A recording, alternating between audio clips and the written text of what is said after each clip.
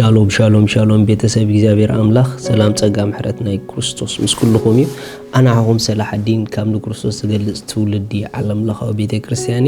ሎም ድማ ንዝበለጸ መዓልቲ ዝበለጸ ቃል ንካፈለሉ ፕሮግራምና እዩ ንመዓልትና ኩለን ብሉጻት ዝገብረን እትስተቀበልና የቃል እዩ ሎም ንካፈሎ ቃል ፍርሒ አፍደገ ኩሉ ክፍአት ይዝብል እዩ ፍርሒ አፍደገ ኩሉ ክፍአት ካብታ ሓደ ብዙሕ ናይ ጸልማት አሰራራሓ ኣብ ህይወትና ክግለጽን ስፍራ ክሕዝን ዕድል ክረክብን ዝገብሮ አፍደጊኡ ፍርሒ እዩ ፍርሒ ሓደገኛ ናብ ናይ ጸልማት ዓለም አፍደገ ከፊቱ ንህይወትና አታክ ገብራ ዕድል ዝህብ ፍርሒ እዩ ስለዚ ኣብ ህይወትና ቀዳማይ ክንነጽጎ ዘለና ክንቅበሎ ዘይብልና ፍርሒ እዩ ፍርሒ ናይ ጸልማት መሳርሒ እዩ መጽሐፍ ቅዱስ ቀዳማይ ዮሐንስ ምዕራፍ 4 ከምዚ ይብል ጥቅስ 18 ፍርሓትሲ ስቃይ እያ እተምጽእ እቲ ዝፈርህ ከዓ ብፍቅሪ ፍጹም ኣይኮነን እታ ፍጽምቲ ፍቅሪ ንፍርሓት ተባረራ ዳኣምበር ኣብታ ፍቅርስ ፍርሓት የልቦን ሪኢኹም ፍርሓት ኢሉ ስቃይ እያ እተምጽእ ካብታ ሓደ ኣብ ህይወትና ስቅያት ኣፍደገ ከፊቱ ከኣቱና ባና ዝገብሮ ፍርሒ እዩ ካብታ ሓደ ብዙሕ ናይ ጸልማት አሰራራሓ ንህይወትና ከሃርማ ዕድል ድቦ ፍርሒ እዩ ኩሉ ግዜ ፍርሒ ናብ ዝኸፈአ ስቃይ ንህይወትና ሒዝዋ ዝኸይድ ስለዚ ኣብ ህይወትና ካብታ ሓደ ክንጥንቀቀሉ ዘለና ፍርሒ እዩ ልክዕ ከምቲ ፍርሓት ኣምላኽ እቲ ድበለጸ ኣብ ናይ እግዚአብሔር ነገር ክትዓቢ ኣብ መንግስቱ ክትልወጥ ዝገብረካ መንገዲ ከም ዝኾነ እቲ ክፉእ ፍርሒ ድማ እቲ ዋና ጸላኢ ንህይወት ሰባት ከባላሹ ዝጥቀመሉ መንገዲ ፍርሒ እዩ ፍርሒ ዘለዎ ስቃይ ኣሎ ፍርሒ ዘለዎ ቃንዛ ኣሎ ፍርሒ ዘለዎ መውደቕ ኣሎ ፍርሒ ዘለዎ ጌጋ ኣሎ ፍርሒ ዘለዎ ብዙሕ ክፉእ ነገር ኣሎ እምበሺ እትትፈርሖ በቀረባ ቀልጢፉ ዝረኽበካ ንሱ እዩ ጸላኢ ብፍርሒ ነገራት ናትና ንኽኾኑ ብፍርሒ ነቶም ነገራት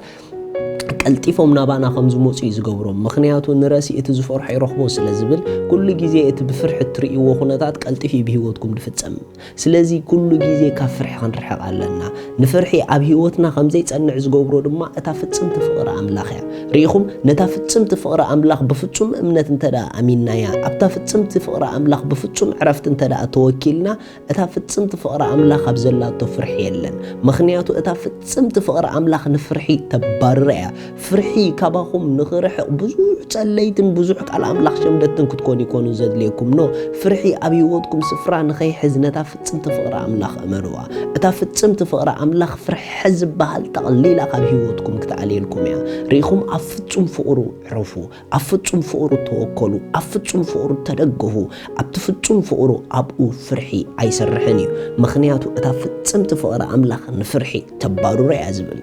ኢየሱስ ንዘለዓለም ጎይታ እዩ ስለዚ ፍርሒ ኣብ ህይወትኩም ዕድል ኣይተሃብዎ ካብታ ሓደ ፍርሒ ብዙሕ ስቃይ ዘምጽእ ንምንታይ እንድሕሪልኩም ንፍርሒ ንገዛእ ርእሱ መንፈስ እዩ መጽሐፍ ቅዱስ ክዛረብ ከሎ ኣብ ካልኣይ ጢሞቴዎስ ምዕራፍ 1 ጥቕሲ 6 ከምዚ ይብል በዚ ምኽንያት እዚ ኣምላኽሲ መንፈስ ሓይልን ፍቕርን ቅጽዓትን እምበር መንፈስ ፍርሃት ኣይሃበናን እሞ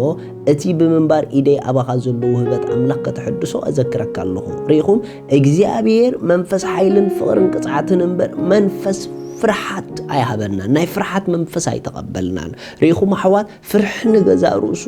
መንፈስ እዩ ስለዚ ፍርሒ ኣብ ህይወትኩም ዕድል ሂብኩሞ ማለት ነቲ መንፈስ ተዕድል ትብዎ ኣለኹም ማለት እዩ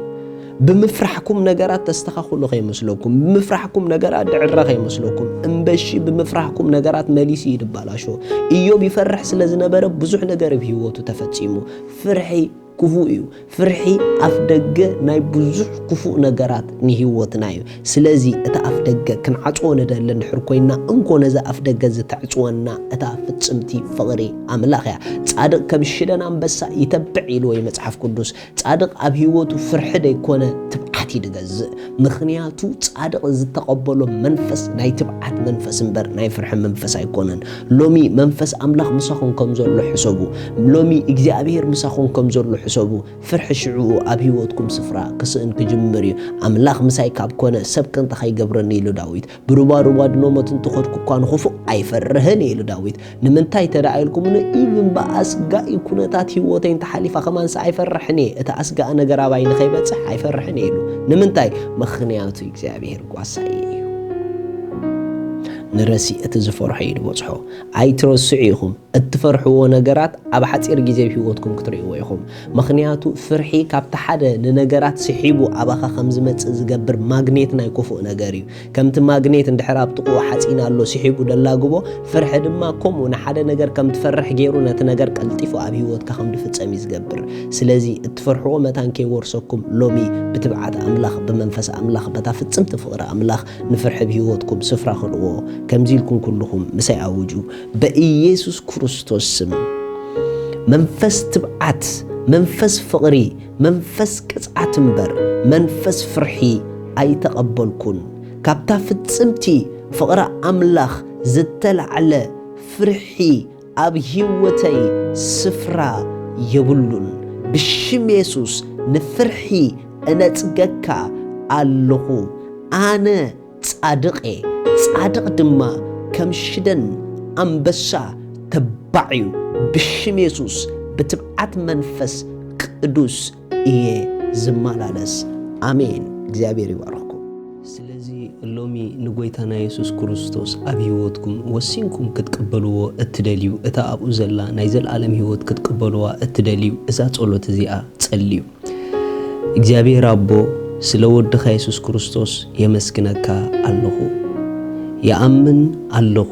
ኢየሱስ ክርስቶስ ስለ ኃጢአተይ ከም ድተሰቀለ እዳ ኃጢአተይ ከፊሉ ከም ዝፈጸሞ ስለይ ከም ዝሞተ በሳልሰይቲ መዓልቲ አምላኽ ካብ ሞታት ከም ዘተንስኦ ኣብ የማን አምላኽ ከም ዝተቀመጠ يأمن الله ኢየሱስ ክርስቶስ ናይ ህይወተይ ጎይታ እዩ ኢየሱስ ክርስቶስ أملاخي مدحانيين إيو كابزا ساعات نكريستوس بمقبالي حدش فترات ولود أملاخ كوين اللهو منفس قدوس بشم يسوس بأمنت ناوشتاي يقبلك اللهو آمين ازي اتقولو دصلوهم بتحمن كو حقوسكم بزب تحت زلو ادراشانا كونتاكت غورنا يخوم سدليكم حاجز كنلخلكم هنا شالوم